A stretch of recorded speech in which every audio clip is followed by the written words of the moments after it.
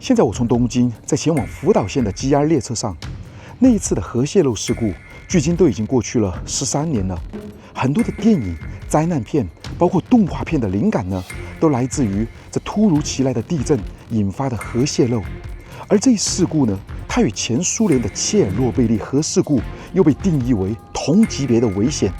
那在这短短的10几年的时间里，福岛这一座城市经历了什么？现在又是怎样的一番景象呢？我们今天就一块去看一看。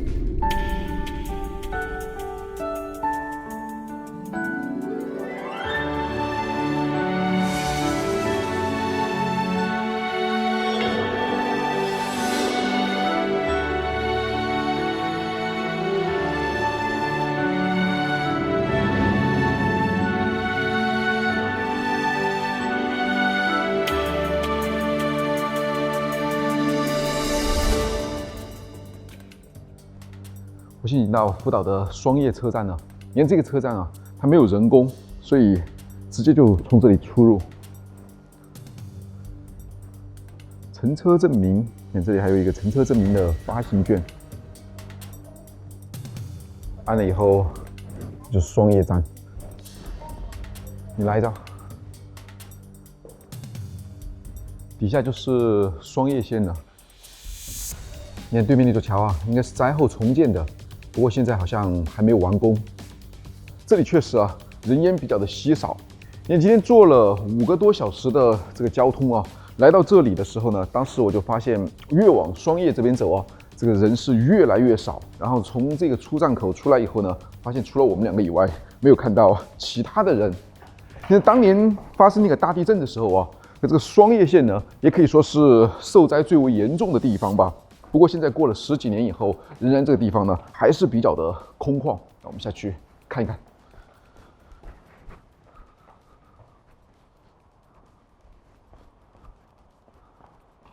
它这个车站其实修得还蛮不错的，看上去挺新的。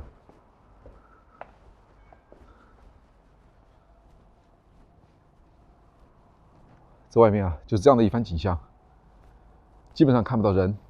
你看对面的这个公交车站和 taxi 啊，全都是空的。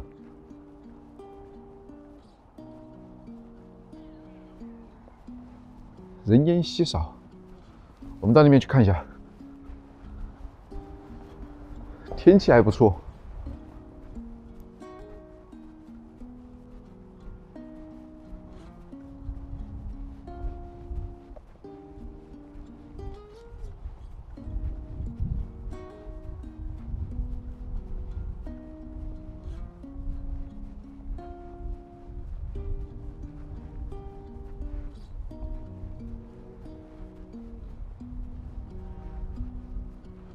这些房子应该都是后来才修建的。刚才我沿途过来的时候，看到有一些建筑啊，全部都垮塌了，看上去还是挺恐怖的。你这里有一幅画，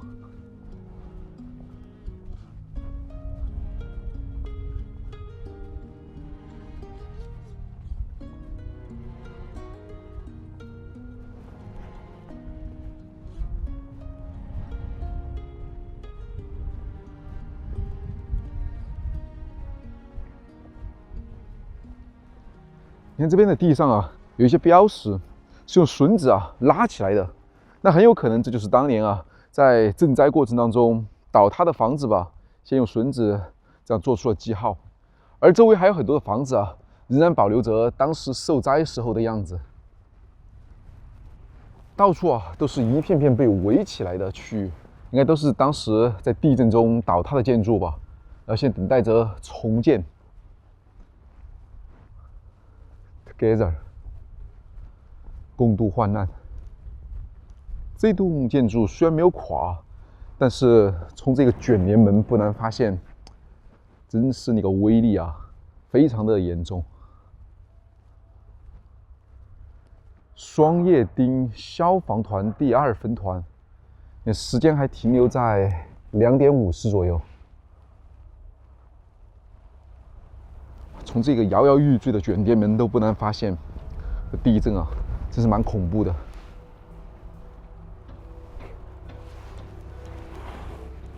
消防队员的衣服啊，还全部都挂在这里的。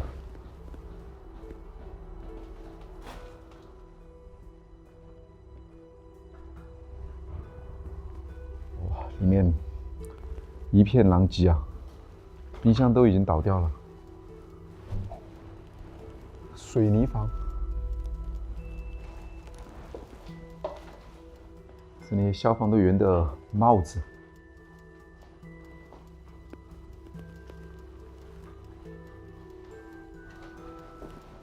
时间是2011年。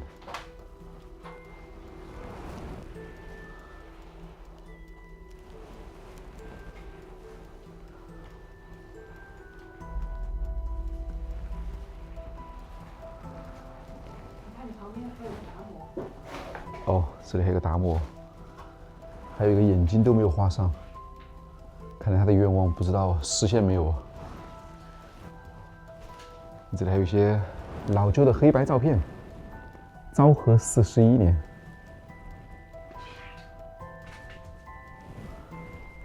奖状。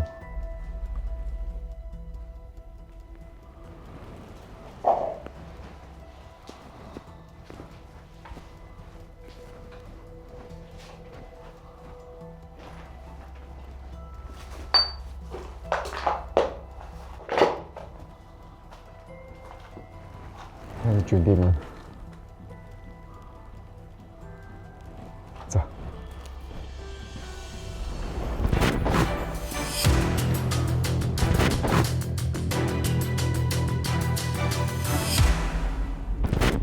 从东京过来啊，一路有3个多小时的路程，离福岛第一核电站较近的几个 JR 站呢，现在已经都相继开通了。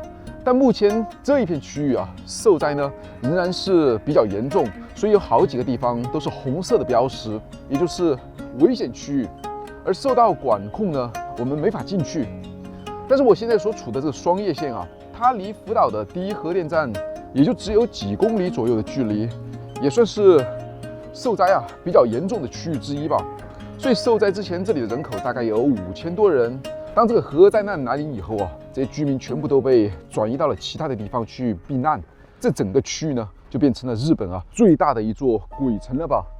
你看，在灾难之初的时候啊，当时这个路上除了能看到一些野生动物以外，几乎没有任何的人。现在杂草长起来啊，都已经非常的高了。不时有一些汽车在路上啊开过。但我发现那些车应该都是施工的工作人员的车辆吧，当地的居民目前我还没看到。那这是刚才看到的那座桥了，灾后正在重建的。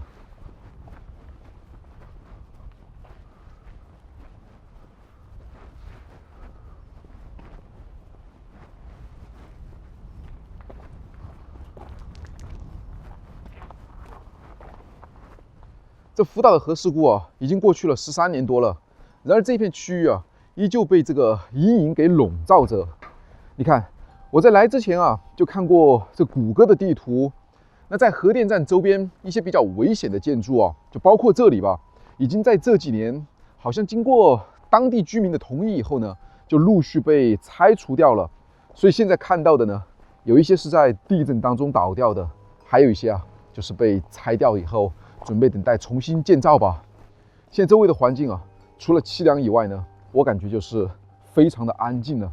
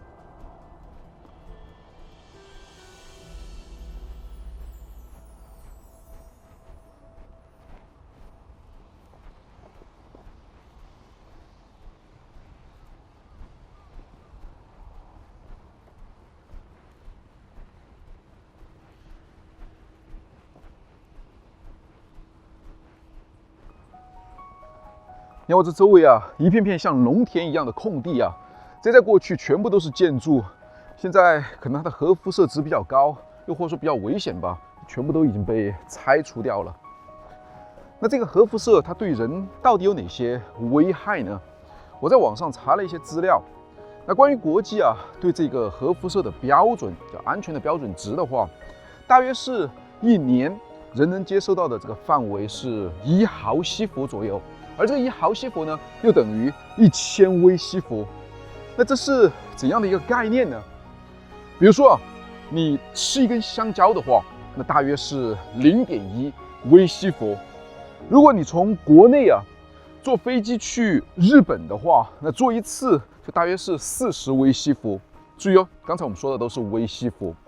而如果你是去医院里面做体检，像做那种 X 光扫描或其他什么扫描之类的，像这种扫描啊，一次大约就是1到7毫西弗。所以像这种体检做多了以后呢，对人也会有很大的危害，所以尽量是减少这样的一些次数。但超过100毫西弗以后呢，这个人啊就会明显的出现恶心和呕吐，然后白血细胞开始逐渐的减少。2000以上的话呢，很快啊人就会死亡。当时这个地方啊，这个核辐射值或者是越离福岛第一核电站越近的地方呢，它的辐射值呢几乎是超过了几十上百吧。这跟国际安全的那个标准值1啊比起来，那可以说是非常的高了。所以你可想而知啊，这里当时有多么的危险。现在周围全部都是一片片的空地了，不过风景呢还算是蛮不错的吧。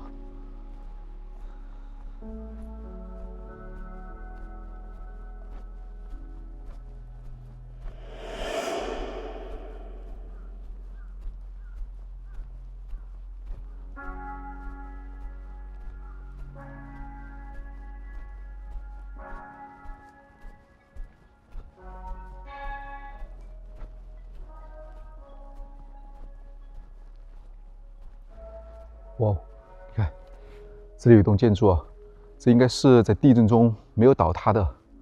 不过这户人家应该都搬走了。你看这杂草，这应该是停车的一个车棚。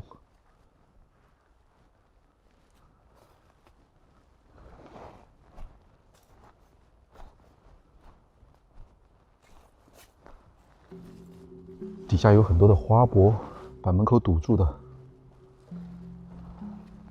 阳台，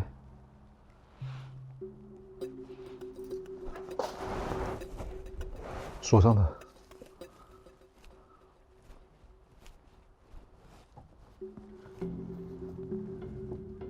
里面还能看到他家里面的一些东西，依旧完好的放在这个房间里面吧？能看到吗？去那边看一下。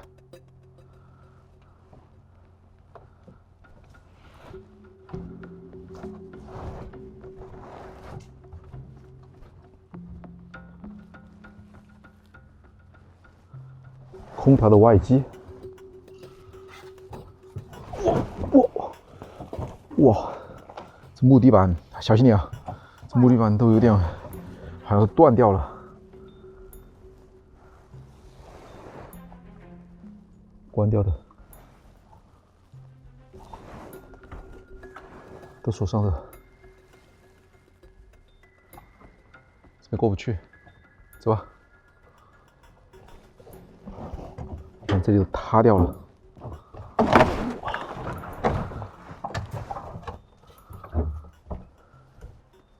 长时间没有维护了。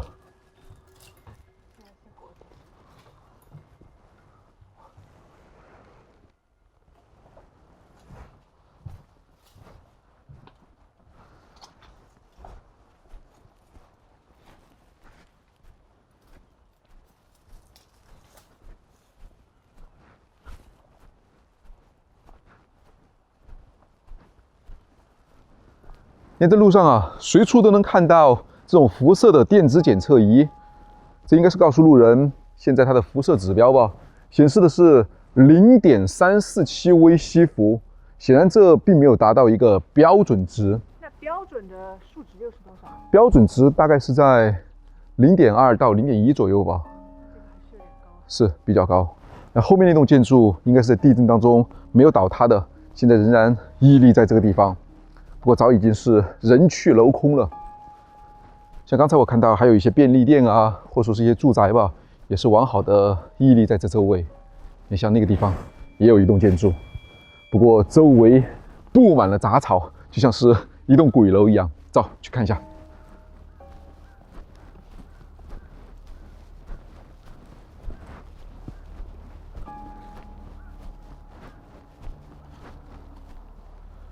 这边好像过不去，底下是一个排水沟。从旁边看一下。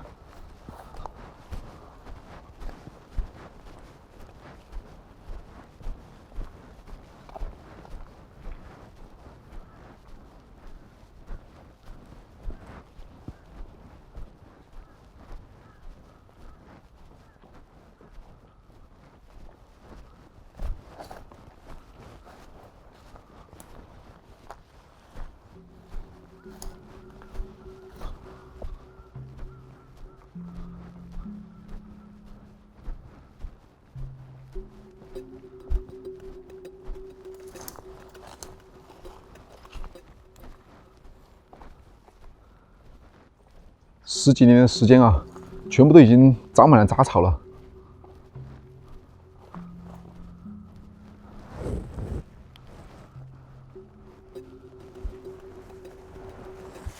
洗手池、洗衣机，这还有个灯。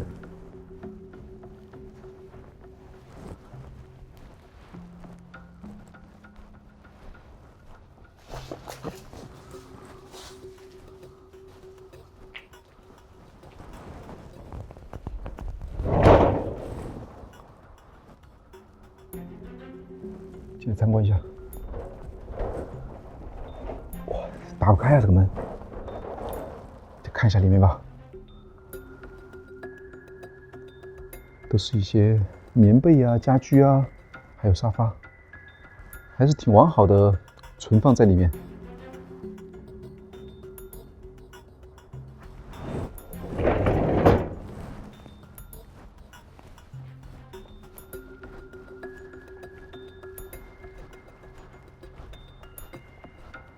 这边是一片竹林，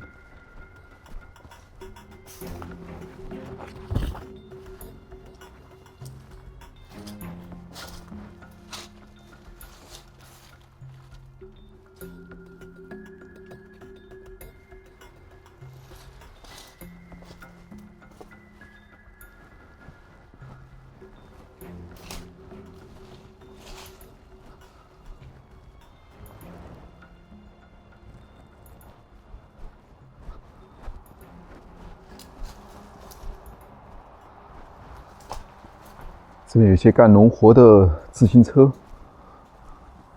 还有架子，还有楼梯。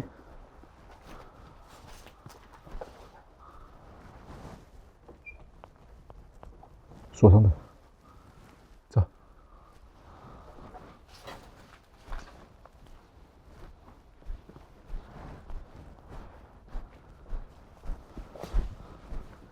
你看，在这上面有一个黄色的牌子。写上了原子力灾害时集合场所。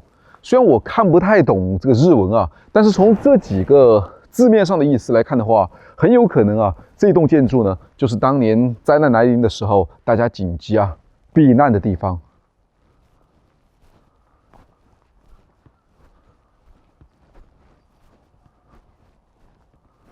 这些都是锁上的。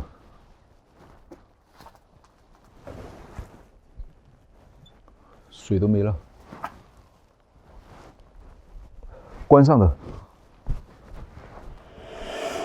刚才我就看到有一些商店啊，还贴出了一些招聘的信息，或者说是一些小公司吧。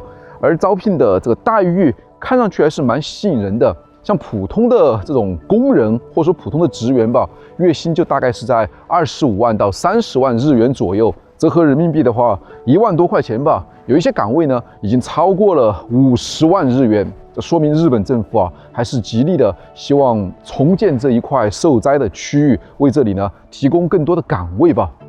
可是你想啊，有多少人又愿意回到这样的一个受灾的地方呢？而且现在它的辐射值啊，依然还是挺高的。我个人觉得，即便是想返回的居民呢，大多也都是上了年纪的老人，他们在这里啊生活了一辈子，而这里呢是他们的一切，他们思念的家乡，他们呢希望落叶归根吧。所以，即便这里有辐射呢，对他们来讲应该也是无所谓了。可是反过来想呢，这个人心惶惶的地方啊，又有多少年轻人愿意待在这里呢？说到这里啊，这就让我想到了国内北方的一些城市。以前我去探访的一些古村落啊，很少看到有年轻人，而村里大多都是一些上了年纪的人。那些年轻人啊，他们也不愿意待在村里面生活，因为交通不方便嘛。为了改命，很多人呢就会选择去城市里面打工。所以慢慢的，随着老人的过世啊，一些村落呢就变成了无人的荒村吧。这家没管嘛，这住的一家2个，一个男的，一个女的。男的我们4个，这个嘛，一个我，一个他女的他，3个。3个啊。那面人家，古馆一个老人，有一个男的，一个女的，2个家住着，那干也没人。哦。那年轻人就走了，丢那个楼去了。一个灾难啊，往往会改变一个家庭的命运或所有的生活方式吧。而这些灾难当中呢，有天灾，当然也有人祸了。日本这个土地面积虽然不大的国家，但它却是自然灾难呢最多的一个国家。有人说啊，这日本呢是一个受到过诅咒的地方。因为这里啊，它的自然灾害频发，像什么火山啊、地震啊、海啸之类的，而且有一段时间，日本的自杀率啊，也一直是居高不下。像以前我们曾经就去拍过青木原树海的那个自杀圣地吧。